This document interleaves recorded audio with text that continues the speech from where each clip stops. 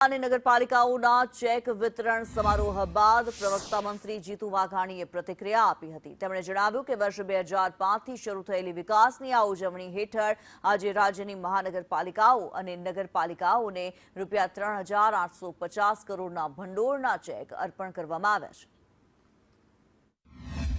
આજે 40%નો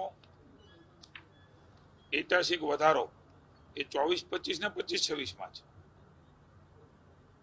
30,325 કરોડ રૂપિયા એ 25-26 માં આજે અપાયા છે।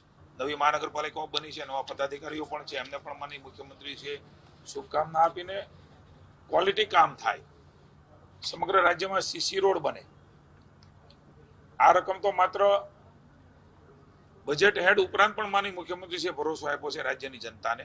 એ ચાહે ગ્રામીણ જનતા હોય તો એના પણ અલગ અલગ પંચાયતના કામો, એ કેન્દ્ર સરકારની ગ્રાન્ટો, રાજ્ય સરકારની ગ્રાન્ટો, એના દ્વારા બધાનું જીવન એ આજથી 20-25 વર્ષ પહેલા, 30 વર્ષ પહેલા આજે એ